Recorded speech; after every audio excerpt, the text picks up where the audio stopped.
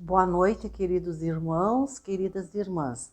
Estamos novamente aqui na nossa abençoada casa Joana de Ângeles para que possamos todos juntos, esta noite, fazer uma pequena reflexão dentro da nossa abençoada doutrina espírita. Eu peço aos irmãos que acompanhem mentalmente uma prece a qual todos nós devemos pedir, agradecer por este momento. Senhor, deste-me a palavra por semente de luz. Auxilia-me a cultivá-la. Não me permitas envolvê-la na sombra que projeto. Ensina-me a falar para que se faça o melhor. Ajuda-me a lembrar o que deve ser dito e a lavar da memória tudo aquilo que a tua bondade espera e se lance no esquecimento. Senhor, onde a irritação me procure, induze-me ao silêncio. E onde lavre o incêndio da incompreensão ou do ódio, da que eu pronuncie a frase calmante que possa apagar o fogo da ira. Senhor, em qualquer conversação, inspira-me o conceito certo que se ajuste à edificação do bem no momento exato e faze-me vigilante para que o mal não me use em louvor da perturbação. Senhor, não me deixes emudecer diante da verdade, mas conserva-me em tua prudência, a fim de que eu saiba dosar a verdade em amor, para que a compaixão e a esperança não esmoreçam junto de mim. Senhor, traze-me o coração ao raciocínio sincero, sem aspereza, brando, sem preguiça, fraterno, sem exigência, e deixa, Senhor, que a minha palavra te obedeça à vontade de hoje e sempre. Que assim seja. Queridos irmãos, a nossa reflexão hoje inicia-se no Evangelho segundo o Espiritismo, no capítulo 13, no item 3, aonde diz que fazer o bem sem ostentação é um grande mérito. Ocultar a mão que dá ainda é mais meritório. Diz então, no capítulo 13, que a vossa mão esquerda não saiba o que da vossa mão direita. Segundo as mensagens do Evangelho, aonde nós procuramos nos espelhar sempre dentro das nossas obras básicas e sempre do Evangelho segundo o Espiritismo. Doçura, paciência e bondade. São 3 palavras que muitas vezes nós deixamos a desejar. Porque achamos que não faz importância à nossa vida. Se o orgulho é o germe de uma multidão de vícios, com certeza a caridade produz muitas virtudes. E destas derivam a paciência, a doçura e a prudência. Através da nossa caridade, nós recebemos muitas coisas que nós estamos precisando em nossa vida. O homem caridoso é fácil ser paciente, ser afável, perdoar as ofensas que lhe fazem. Quando nós praticamos a caridade, a doçura, a bondade, torna-se tudo mais fácil na nossa vida. A misericórdia é uma companheira da bondade. Sempre andam juntas de mãos dadas. Para uma alma elevada, o ódio e a vingança são desconhecidos.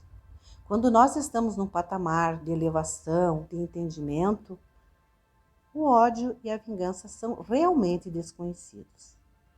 Ele paira sempre acima das nossas mesquinhezas, para em cima dos nossos rancores, e é do alto que se observa as coisas. Quanto mais alto, quanto mais fé, quanto mais bondade nós tivermos, nós conseguimos enxergar melhor o que tem ao nosso redor ou o movimento que estamos passando. Compreender que os agravos humanos são provenientes da nossa ignorância e, por isso, não se considera ultrajada e nem guardar ressentimentos, porque todos nós sabemos o que nós temos guardado dentro de nós. Sabe-se que perdoando, esquecendo as afrontas do próximo, aniquila todo o germe da nossa inimizade, afasta todo motivo de discórdia futura, tanto na terra quanto no espaço. Porque nós sabemos, irmãos, que quanto nós mais perdoarmos, mais entendermos, mais orações, mais prece fizermos, nós com certeza afastaremos muita coisa de nós. E a caridade a mansuetude e o perdão nos tornam mais felizes, mais compreensivos, mais intensivos nas nossas decisões e nos promovem sempre um desprendimento progressivo das vaidades terrestres. Nós somos muito vaidosos, nós exigimos muito o material enquanto aqui encarnados, mas nós precisamos habituar-se a deixar um pouco de lado essas vaidades. Em nossas vidas, as coisas que não passam a ser atingidas, nós achamos que é uma decepção. Quantas vezes nós sentimos-nos decepcionados, fracassados por a mínima coisa que nos acontece? Mas nós temos que parar, olhar, ver e sentir que isso veio para o nosso melhoramento. Quantas vezes nós temos que pedir, nós temos a necessidade de perdão? Quantas e quantas vezes nós estamos sofrendo porque não nos perdoaram ou nos não deram apenas um sinal de compreensão? Porque perdoar é o dever da alma que aspira a viver melhor. Então, irmãos, quem de nós já não necessitou do perdão? Vamos pensar, vamos refletir em qual momento da nossa existência agora nós não praticamos algo que precisamos ser perdoados. Nós perdoamos a fim de sermos perdoados também, porque nós não poderíamos obter de ninguém aquilo que nós recusamos aos outros. Com certeza, se nós recusamos algo, como que nós vamos esperar alguma coisa? Isso também nos faz pensar. Nós desarmamos o nosso inimigo desde que lhe retribuímos o mal com o bem. É difícil quando alguém nos faz o mal, quando alguém nos prejudica, quando alguém nos atrapalha, que nós faça o bem. Mas vamos tentar, com bastante amor, com bastante fé, com bastante entendimento, o que nós podemos fazer para não só emanar essa raiva, esse ódio. O nosso ódio transforma-se em espanto, muitas vezes, né? E o espanto transforma-se em admiração. Muitas vezes nós não paramos, não pensamos, não refletimos, né? E depois, com o passar do tempo, com o passar dos dias, nós vemos que aquilo não é bem assim. Que aquilo não foi tão assim como eu pensei. E também, despertando a nossa consciência, nós temos que despertar na consciência uma lição para produzir uma impressão profunda. Quando nós paramos, pensamos, refletimos nos momentos que estamos angustiados, que estamos tristes, com certeza alguma resposta nos vem. Por esse modo, talvez tenhamos, pelo esclarecimento, arrancando da alma da perseverança. Nós precisamos nos esclarecer, nós precisamos praticar alguma coisa, alguma religião, praticar o evangelho em casa, praticar, ouvir as exposições, as reflexões doutrinárias. Nós precisamos estudar a nossa doutrina, nós precisamos participar de grupos, nós precisamos ser atuantes dentro da nossa escolha para que a gente possa viver melhor.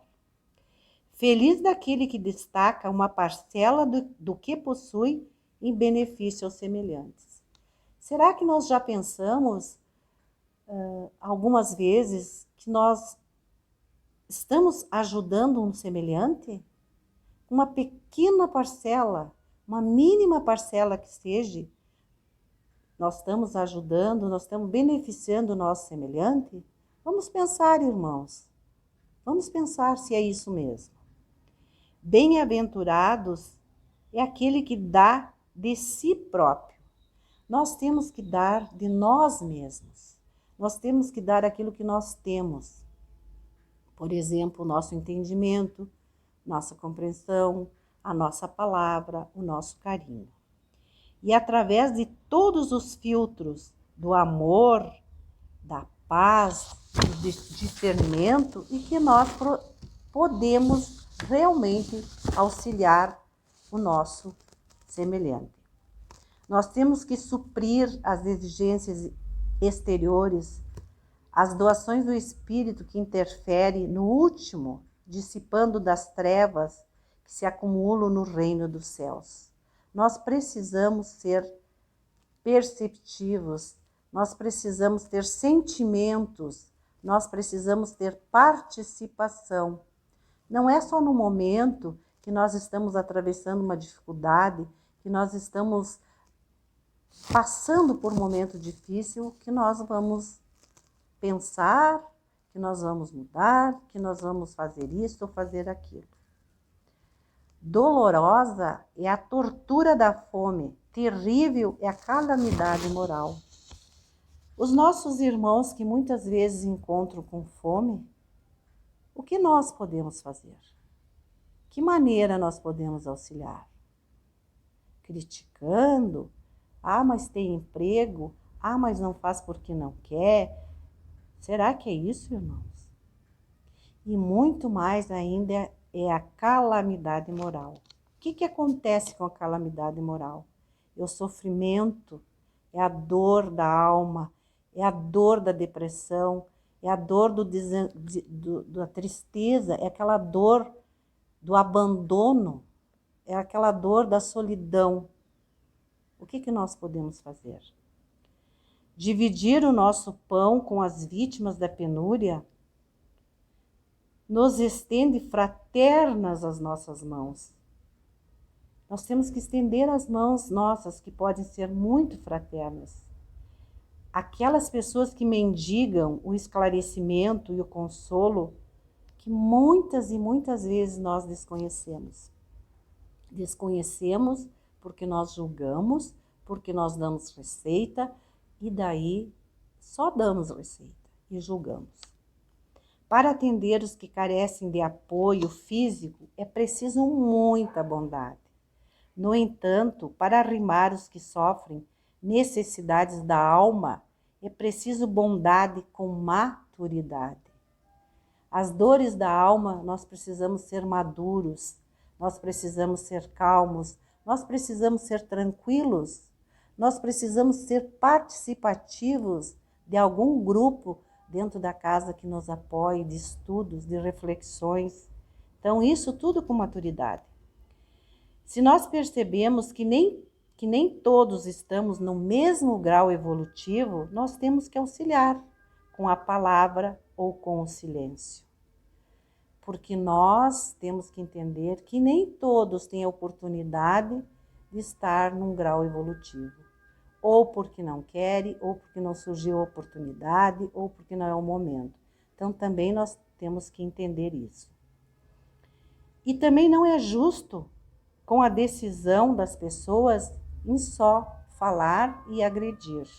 Agredir na palavra, agredir nos pensamentos. Nós precisamos ter a união, nós precisamos ter a concórdia da esperança, irmãos, do otimismo no terreno que vivemos aqui encarnados. O que nós precisamos mais? É de esperança, é de fé, porque nos momentos que nós estamos atravessando, são momentos para nós repensarmos as nossas atitudes. Os nossos irmãos não existem para nos agradar ou desagradar. Muitas vezes nós condenamos os nossos irmãos achando que eles têm que só nos agradar. Ou se tem alguma coisa contrária, nos desagrada, já não serve mais. Nem na amizade, nem no trabalho, nem na sociedade. Então isso nós temos que pensar. Que os nossos irmãos, os nossos companheiros de jornada, existem para nos ensinar. Todos têm um ensinamento. É só nós pensarmos. Temos que cuidar com o que as pessoas fazem para nós. Porque muitas vezes nós achamos as pessoas muito românticas, muito poéticas, muito inteligentes, muito disciplinadas. Achamos um ser exemplar. Achamos que tudo aquilo que está representando é muito bom, mas não é. O que importa são sempre as atitudes.